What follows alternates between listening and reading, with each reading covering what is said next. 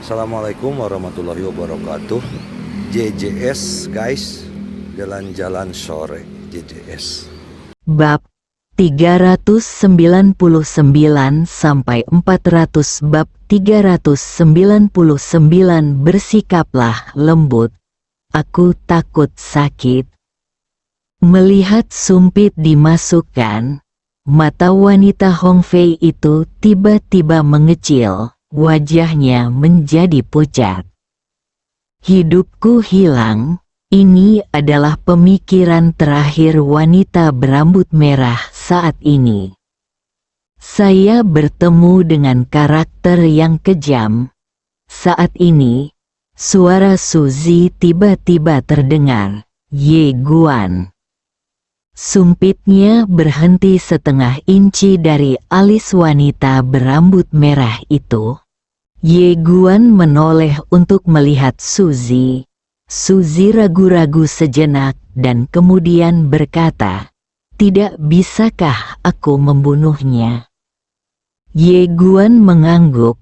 Oke. Setelah mengatakan itu, dia meletakkan sumpitnya, berbalik dan berjalan ke arah Suzy. Suzy tiba-tiba menghela nafas lega. Dia meraih tangan Ye Guan dan berkata dengan penuh emosi, "Terima kasih." Dia tahu bahwa pria ini biasanya tidak memberikan muka kepada orang lain. Di tanah, wanita terbang merah itu gemetar. Saat ini, dia sangat ketakutan. Ini pertama kalinya aku bertemu dengan karakter yang begitu kejam. Bunuh seseorang jika mereka tidak setuju denganmu. Pada saat ini, orang-orang di klub tanpa batas juga disiagakan. Manajer Mo bergegas dengan sekelompok pengawal. Suzy memandang manajer Mo dan berkata, "Manajer Mo, tolong tangani."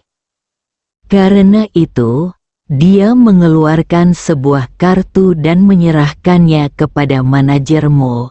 "Saya akan mengajukan permohonan keanggotaan pasangan Bata."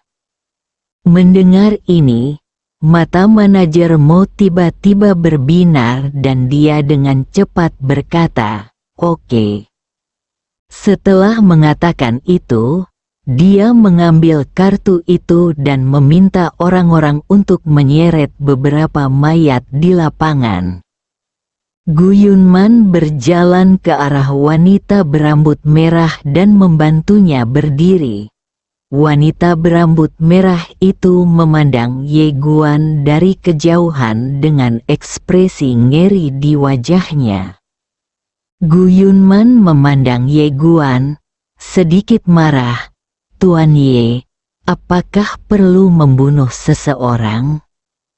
Ye Guan berpikir sejenak dan kemudian berkata, "Nona Yunman, Anda mengira saya kejam, tetapi pernahkah Anda memikirkan mengapa saya kejam?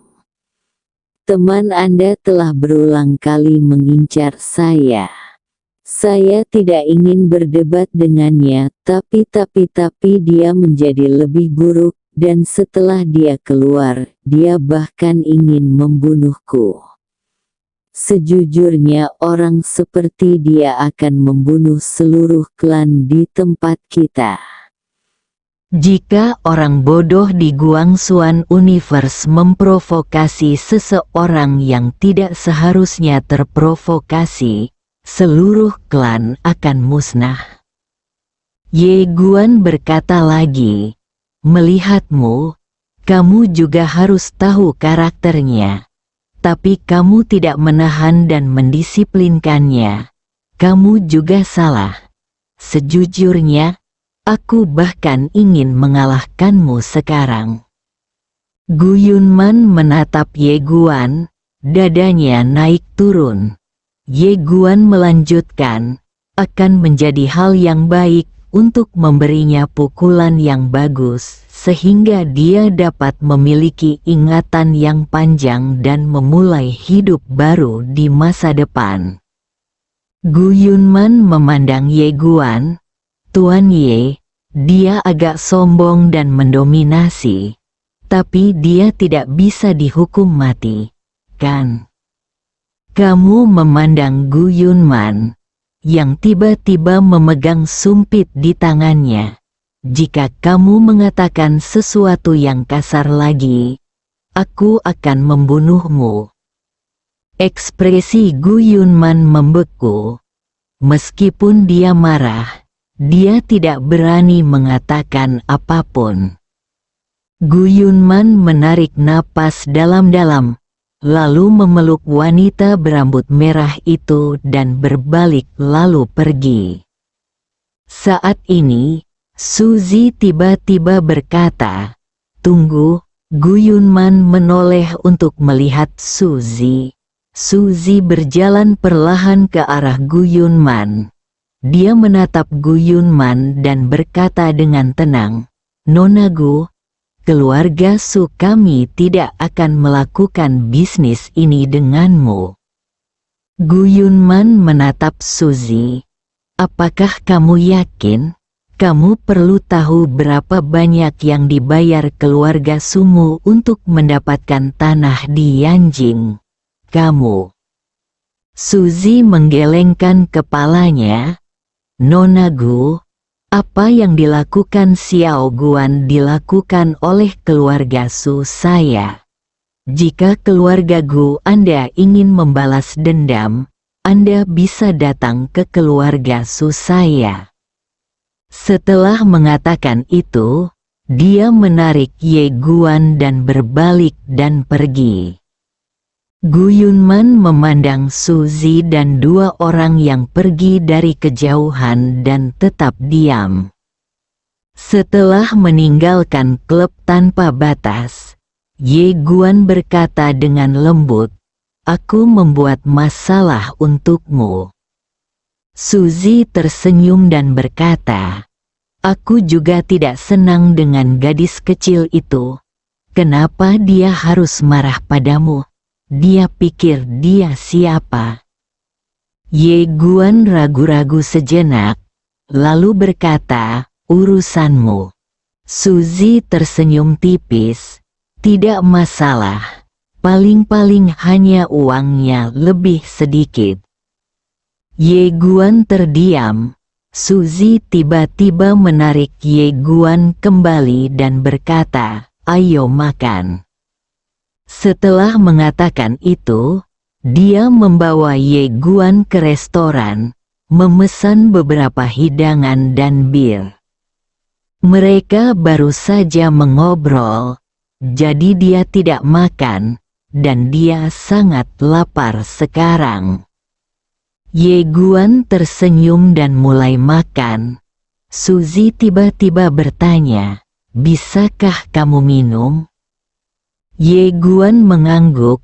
"Ya." Suzy membuka sebotol bir untuk Ye Guan, lalu menyerahkannya kepada Ye Guan, dan membuka botolnya sendiri. Dia mengambil bir itu dan menyentuh botol Ye Guan dengan lembut. "Cheer." Setelah mengatakan itu, dia menyesapnya beberapa kali. Mereka berdua minum dan makan, dan setelah beberapa saat, wajah Suzy memerah. Melihat Suzy ingin minum, Guan segera berkata, "Berhenti minum." Suzy menggelengkan kepalanya. "Ayo," bersorak. Setelah mengatakan itu, dia meminum anggur di dalam botol. Ye Guan memandang Suzy, "Jika mereka tidak menandatangani kontrak denganmu, kamu." Suzy tiba-tiba berkata dengan marah, "Ye Guan." Ye Guan tercengang. Suzy menatap Ye Guan. "Apa menurutmu aku marah padamu karena kontrak?" Ye Guan mengangguk. Suzy memelototi Ye Guan. "Bagaimana aku bisa marah padamu karena kontrak? Yang membuatku marah adalah kenapa wanita itu tidak menghormatimu? Kenapa dia? Saat dia mengatakan itu, dia menggelengkan kepalanya sedikit dan menertawakan dirinya sendiri.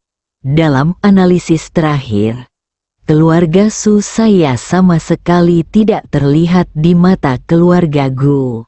Jika itu adalah keluarga Qin, keluarga Yang, dan keluarga besar lainnya, apakah dia berani meremehkanmu? Ye Guan tetap diam. Su Zi tiba-tiba mengeluarkan sebuah kartu dan menyerahkannya kepada Ye Guan. Ye Guan tertegun. Apa yang kamu lakukan? Su Zi memandang Ye Guan. Meskipun keluarga Gu bukan salah satu dari 4 keluarga besar, mereka masih dianggap kuat di Yanjing. Kamu membunuh orang-orang mereka hari ini dan memukuli nona muda mereka. Mereka pasti tidak akan membiarkanmu pergi. Sudah cukup uang untuk bertahan seumur hidup. Melihat kartu yang diserahkan Su Zi, hati Ye Guan terasa hangat. Dia memandang Su Zi dan berkata, "Jika aku pergi, mereka pasti akan membuat marah keluarga Sumu." Su Zi berkata dengan tenang, "Jangan khawatir, saya punya cara untuk mengatasinya." Ye Guan bertanya, "Apa yang bisa kulakukan?" Setelah Su Zi terdiam beberapa saat, dia berkata, "Jangan terlalu khawatir. Tinggalkan kota Baiyun sekarang. Aku akan mencarimu setelah badai berlalu. Jangan kehilangan ponselmu. Itu ada nomor kontakku di dalam. Jika aku tidak menghubungimu, jangan hubungi aku, tahu?" Ye Guan mengangguk. "Oke, ayo makan dulu." Su Zi melirik Ye Guan, lalu berkata, "Minum." Saat dia berbicara, dia mengambil botol anggur dan menyentuhnya dengan Ye Guan, lalu minum beberapa teguk. Su Zi masih ingin minum, tapi dihentikan oleh Ye Guan, "Berhenti minum." Tapi Su Zi masih menggelengkan kepalanya dan meminum semua anggur di dalam botol. Ye Guan mengerutkan kening. Su Zi masih ingin minum. Tapi Ye Guan tiba-tiba berkata, "Jika kamu melakukan ini lagi, aku akan marah." Su Zi memandang Ye Guan. Wajahnya semerah apel. "Jika kamu tidak ingin meminumnya, jangan meminumnya." Ye Guan sedikit mengangguk. "Ayo kembali. Awalnya saya ingin menanyakan kabar dari guru tanpa batas. Tetapi dengan situasi Su Zi saat ini, saya hanya bisa menundanya untuk sementara waktu." Ye Guan membawa Su Zi keluar dari restoran, dan keduanya masuk ke dalam mobil. Su Zi secara alami bersandar di bahu Ye Guan. Kendaraan dimulai, dan saat dia hendak tiba di komunitas Zijun, Su Zi tiba-tiba berkata, "Berhenti."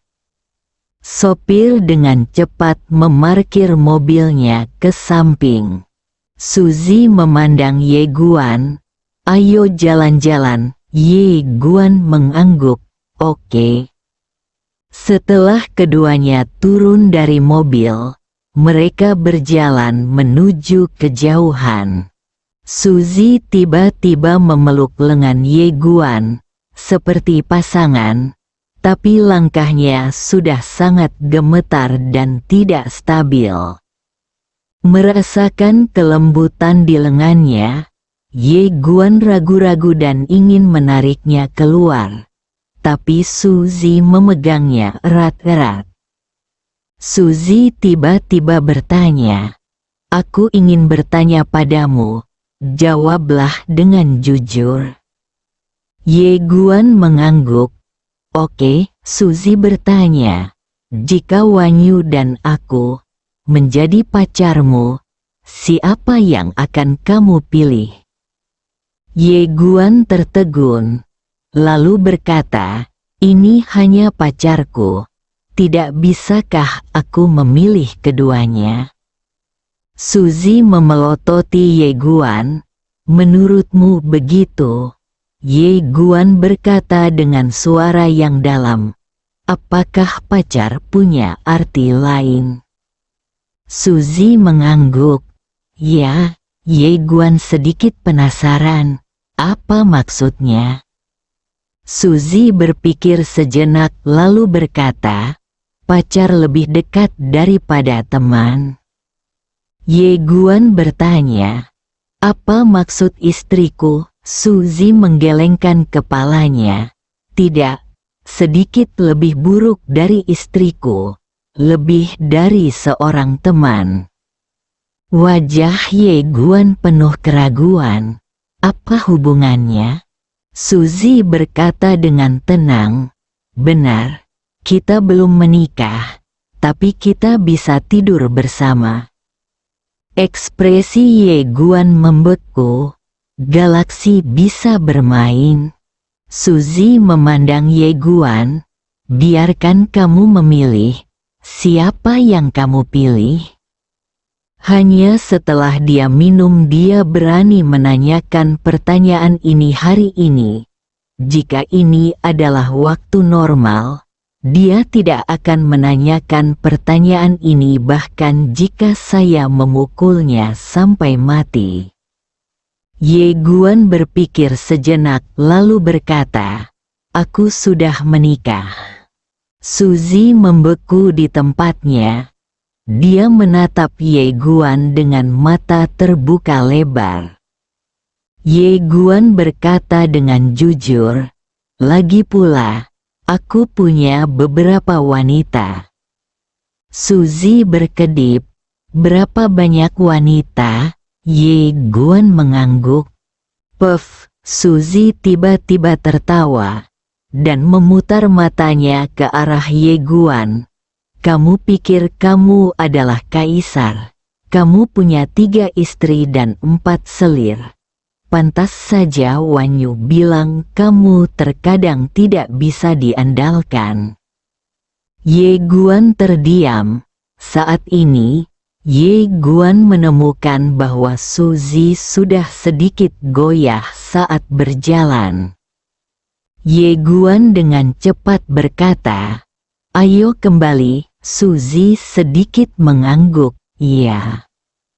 Ye Guan membawa Suzy kembali ke apartemen. Begitu dia memasuki apartemen, Suzy berlari ke kamar mandi dan muntah. Ye Guan buru-buru mengikutinya, dan ketika dia sampai di kamar mandi, dia tertegun.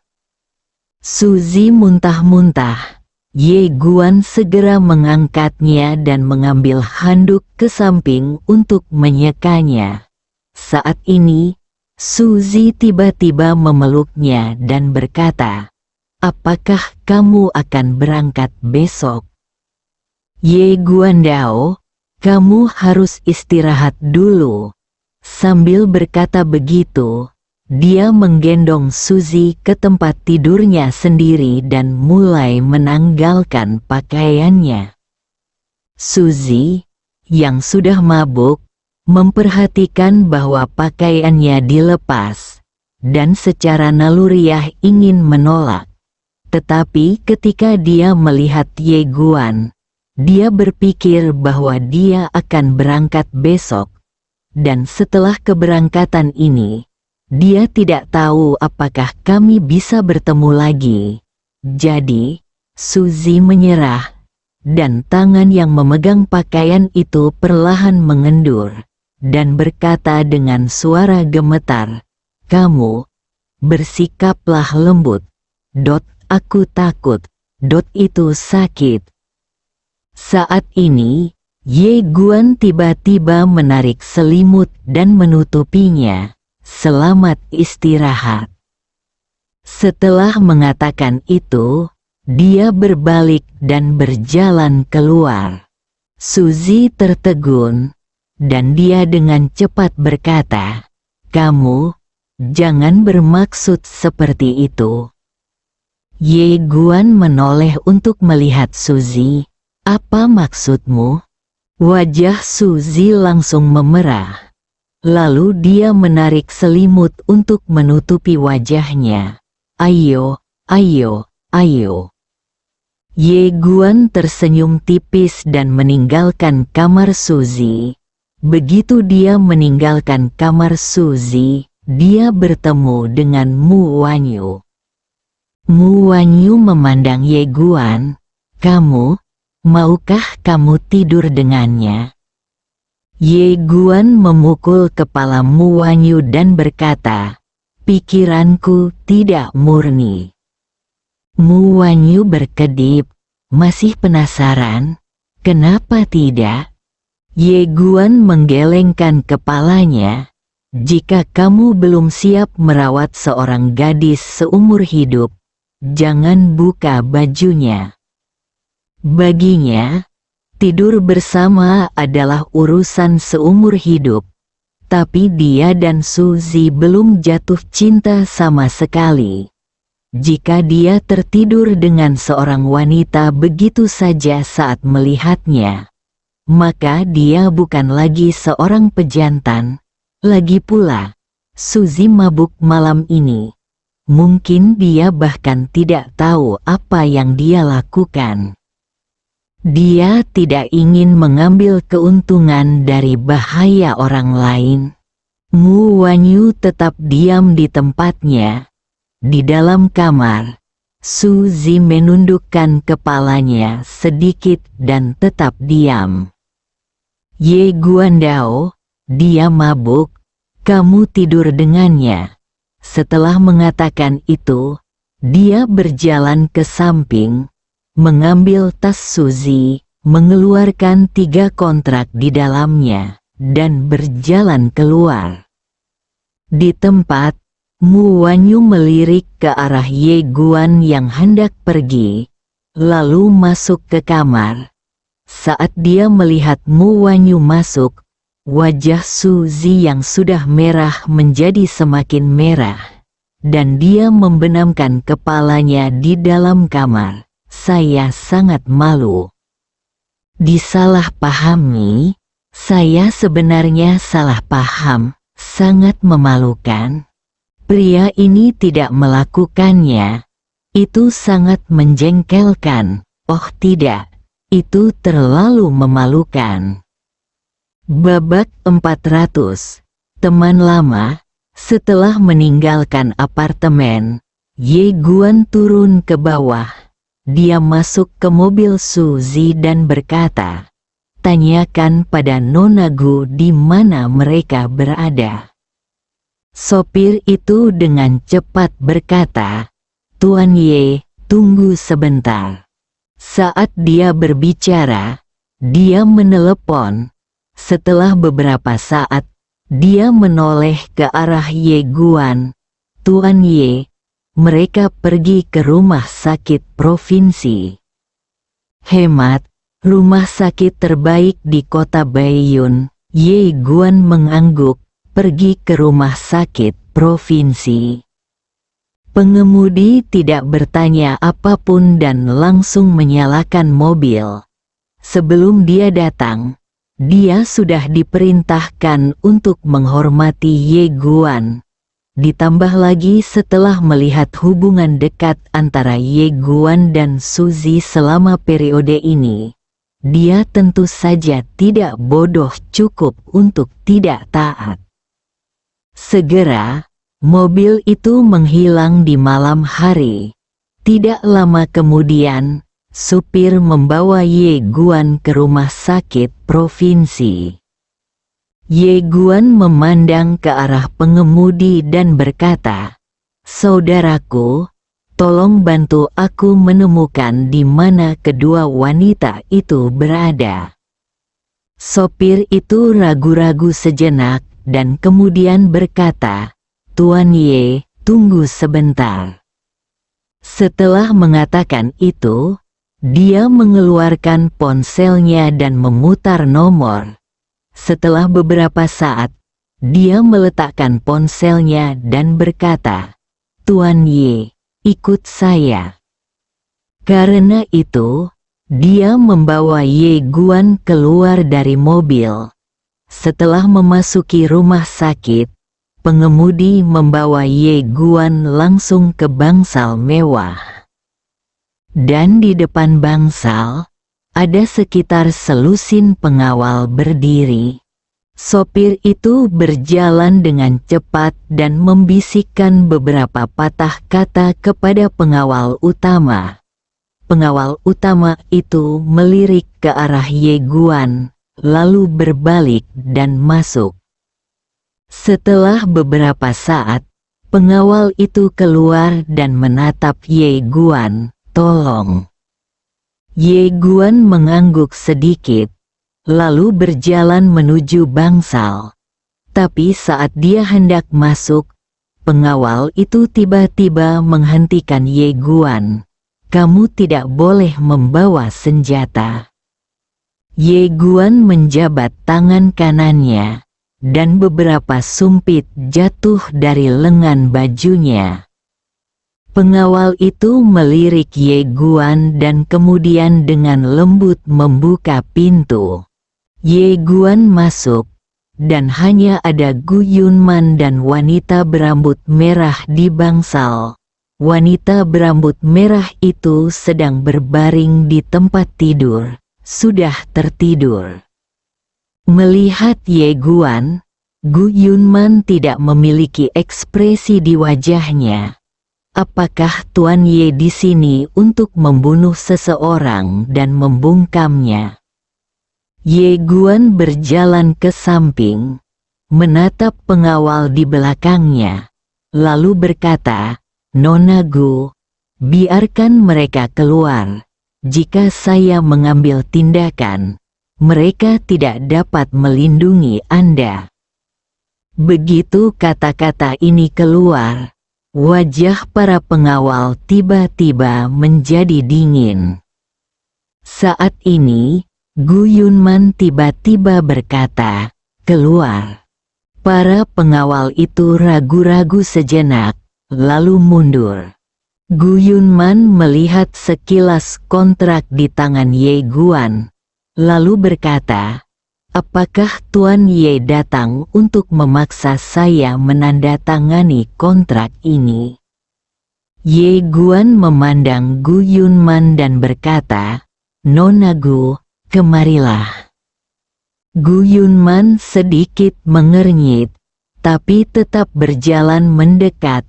Ye Guan menunjuk ke sebuah pohon besar sekitar 10 kaki jauhnya di luar jendela. "Nona Gu, apakah Anda melihat pohon itu?" Gu Yunman bingung, tetapi pada saat ini, Ye Guan tiba-tiba mencabut sehelai rambutnya, merentangkan telapak tangannya, dan mengaktifkannya dengan pikirannya.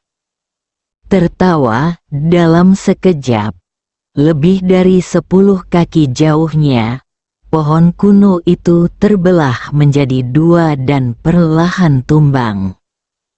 Pohon kuno, melihat pemandangan ini, mata Gu Yunman tiba-tiba menyusut. "Kamu?"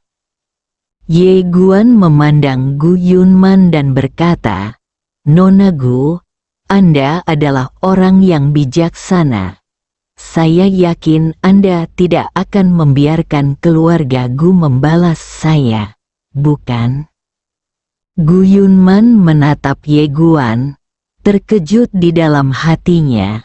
"Apakah kamu seorang pejuang kuno atau seorang kultivator abadi?" Ye Guan bertanya, "Mana yang lebih kuat?" Gu Yunman berkata dengan suara yang dalam, tentu saja dia yang abadi.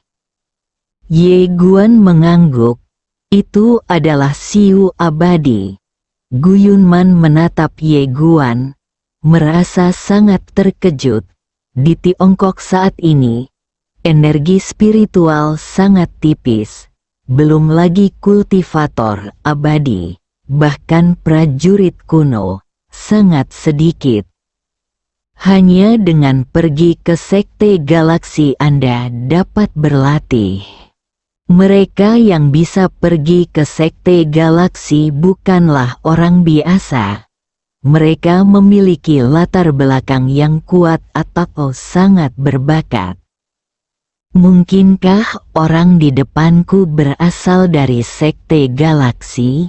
Setelah membaca ini, ekspresi Gu Yunman menjadi serius. Kamu memandang Gu Yunman tanpa berkata apa-apa. Energi spiritual yang dia simpan sekarang hanya bisa memancarkan 3 energi pedang. Gu Yunman melihat kontrak di tangan Ye Guan. Saat ini, Ye Guan berkata lagi, "Nona Gu, bagaimana dengan ini? Jika Anda menandatangani kontrak ini, saya berhutang budi kepada Anda. Tentu saja, jika Anda tidak menandatanganinya, aku tidak akan melakukannya." Hubungan. Gu Yunman memandang Ye Guan, tidak masalah jika kamu tidak menandatanganinya. Ye Guan mengangguk, beli dan jual dengan bebas. Aku tidak akan memaksa orang lain. Gu Yunman langsung berkata, saya tidak akan menandatangani. Ye Guan mengangguk sedikit, berbalik dan pergi tanpa ragu-ragu. Gu Yunman sedikit terkejut, dan tepat ketika Ye Guan hendak keluar ruangan, Gu Yunman tiba-tiba berkata, "Tuan Ye, tunggu." Ye Guan menoleh untuk melihat ke arah Gu Yunman. Gu Yunman berjalan ke arah Ye Guan. Dia mengambil 3 kontrak, segera menandatangani namanya dan kemudian menyerahkannya kepada Ye Guan. "Tuan Ye, ingat kamu berhutang 1 padaku." Petik 2. Ye Guan mengangguk. Oke. Setelah mengatakan itu, dia mengambil kontraknya dan pergi. Gu Yunman tiba-tiba berkata, "Tuan Ye, saya ingin bertanya, apakah Anda dari sekte galaksi?" Ye Guan berpikir sejenak dan kemudian berkata, "Sekte galaksi adalah milikku." Setelah mengatakan itu, dia berbalik dan menghilang tidak jauh. Di tempat itu, Gu Yunman tertegun sejenak, lalu menggelengkan kepalanya. Anak muda semua suka menyombongkan diri. Ketika Ye Guan kembali ke apartemen, dia menemukan Mu Wanyu terbaring di sofa, sudah tertidur. Ye Guan berjalan perlahan ke sisi Mu Wanyu. Dia dengan lembut mengangkat Mu Wanyu dan membawanya ke kamarnya. Ye Guan berkedip, "Aku tidak tidur." Mu Wanyu menggelengkan kepalanya. Ye Guan tersenyum lalu berkata, "Menungguku?" Mu Wanyu mengangguk.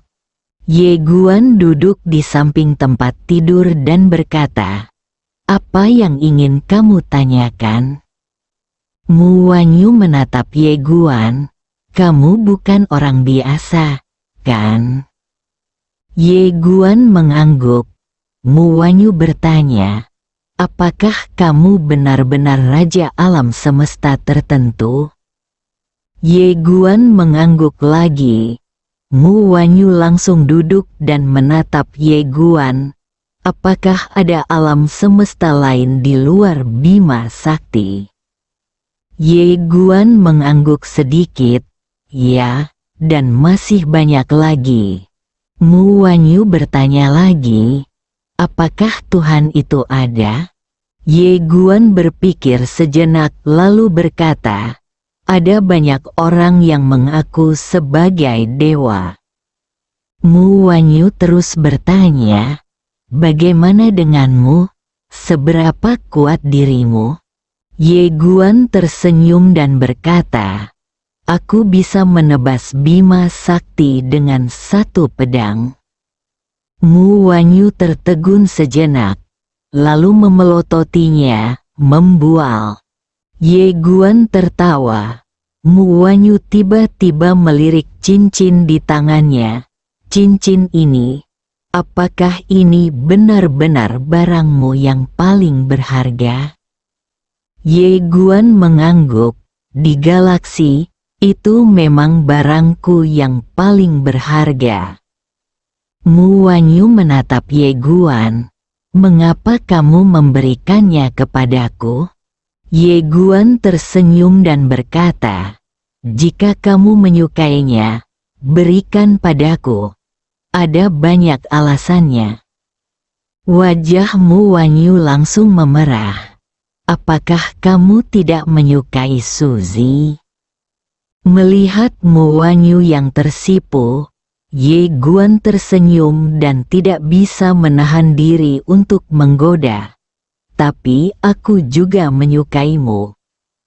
Mu Wanyu terkejut sesaat, lalu menundukkan kepalanya dan berbisik, bagaimana kamu bisa menyukai dua orang sekaligus? Ye Guan berkata dengan sedih, apa yang harus aku lakukan? Saat aku bersamamu, aku selalu merindukannya. Mu Wanyu sedikit marah. Bagaimana kamu bisa merindukannya saat kamu bersamaku? Kamu. Ye Guan Dao, lalu saat aku bersamanya, yang aku pikirkan hanyalah kamu. Apa yang harus aku lakukan? Mu Wanyu tertegun, ini. Ye Guan tidak bisa menahan tawa dan berhenti menggodanya. Dia meraih tangan Mu Wanyu dan meletakkannya di bawah selimut. Lalu berkata, jangan terlalu banyak berpikir. Istirahatlah yang baik. Kamu harus pergi ke kelas besok. Mu Wanyu menggelengkan kepalanya. Tidak akan ada kelas lagi. Ye Guan bingung. Kenapa? Mu Wanyu tersenyum dan berkata, saya sudah lulus. Saya harus pergi ke Yanjing sebentar lagi. Anda juga akan pergi, kan? Ye Guan mengangguk bersama. Mu Wanyu tersenyum manis, ragu-ragu sejenak, lalu berkata, besok adalah pesta kelulusan, bisakah kamu ikut denganku? Ye Guan tersenyum dan berkata, oke. Setelah mengatakan itu, dia berbalik dan pergi. Setelah Ye Guan pergi, Mu Wanyu tiba-tiba mengeluarkan sebuah buku tebal dari sampingnya, berjudul Pengobatan Gejala-Gejala Otak. Setelah Mu Wanyu melihatnya sebentar, dia berkata dengan lembut, penilaian awal, itu normal pada waktu biasa, dan kadang-kadang mengalami halusinasi parah. Jangan khawatir. Aku akan menyembuhkanmu perlahan. Karena itu, dia menyimpan buku itu, lalu bersembunyi di bawah selimut, melihat cincin di tangannya, dan senyuman menyentuh muncul di wajahnya. Di sofa, mata Ye Guan sedikit tertutup, dan dia menggunakan metode misterius mengamati alam semesta untuk terus menyerap energi spiritual. Meski kekuatannya belum bisa pulih sepenuhnya saat ini, namun kekuatannya bukanlah sesuatu yang bisa ditandingi oleh orang biasa. Tentu saja, dia tidak berani terlalu ceroboh. Jika perahunya terbalik di selokan, itu tidak akan terlihat bagus. Hari kedua, saat sinar matahari menyinari ruangan, Ye Guan, yang sedang berbaring di sofa, perlahan membuka matanya. Dia berbalik dan melihat Mu Wanyu sudah sibuk di dapur. Saat ini, pintu kamar Suzy tiba-tiba terbuka dan dia berjalan keluar. Saat dia melihat Ye Guan, wajah Suzy langsung memerah. Memikirkan kesalahannya tadi malam, dia ingin mencari celah di tanah untuk dirayapi. Ini sangat memalukan. Saat ini, Suzy tiba-tiba melihat kontrak di meja pengiriman. Dia segera berjalan, mengambil kontrak, dan melihatnya.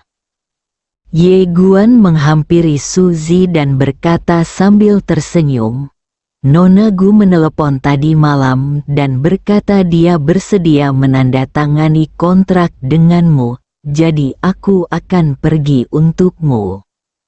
Suzy tiba-tiba menggelengkan kepalanya. "Jangan berbohong padaku. Aku bukan anak berumur 3 tahun. Kamu pergi mencarinya tadi malam, kan?" Saat dia mengatakan itu, dia menatap Ye Guan. "Apakah kamu menyetujui beberapa syarat untuknya?" Ye Guan tersenyum sedikit dan hendak berbicara ketika Suzy tiba-tiba berkata, "Apakah kamu berkomitmen padaku?" Ye Guan tercengang. Di sampingnya, Mu Wanyu segera meletakkan mangkuk di tangannya dan menoleh ke arah Ye Guan, matanya terbuka lebar. Suzy berkata dengan tenang, "Itu normal. Kakak Gu sangat seksi dan cantik." Di sampingnya, Mu Wanyu tiba-tiba tertawa dan berkata, "Kenapa baunya begitu menyengat? Ternyata itu bau cuka." Suzy segera berlari ke arah Mu Wanyu, memeluknya dan menyentuhnya secara acak. Kedua gadis itu berputar bersama. "Kamu menyentuhku, aku menyentuhmu." Ye Guan tersenyum, lalu berjalan ke samping jendela. Dia melihat ke ujung langit di kejauhan. "Aku ingin tahu bagaimana kabar Eria dan Xiao Bai sekarang. Entah apa yang terjadi pada Ciro, Cisu, dan Cijing sekarang. Dan ayah dan bibi." Ye Guan sedikit penasaran. Apakah ayah dan bibinya tahu bahwa dia telah datang ke Bima Sakti? Kali ini, Suzy datang dan berkata dengan lembut, "Terima kasih." Ye Guan menarik kembali pikirannya, menatap Suzy, dan berkata sambil tersenyum, "Sudah waktunya melahirkan." Mendengar ini, Suzy merasa sangat senang. Dia tersenyum manis, matanya penuh kelembutan. Setelah beberapa saat, mereka bertiga duduk mengelilingi meja untuk makan. Mu Wanyu memandang Suzy. "Suzy, aku akan menghadiri pesta kelulusan hari ini, dan aku ingin Ye Guan pergi bersamaku. Apa kamu tidak cemburu?" Wajah Suzy langsung memerah, dan dia memelototi Mu Wanyu. "Dasar idiot berkepala besar, kamu tidur dengannya tidak ada hubungannya denganku." Mu Wanyu terkekeh. "Siapa yang bilang tadi malam? Bersikaplah lembut. Apa maksudmu? kenapa aku tidak mengerti? Ah, kamu akan mati. Suzy tiba-tiba bergegas ke arah Mu Wanyu, memeluknya dan menyentuhnya. Ye Guan menggelengkan kepalanya, tersenyum, dan melanjutkan makan. Keluarga Li Mingbo sedang duduk di aula, dan di depannya berdiri seorang lelaki tua.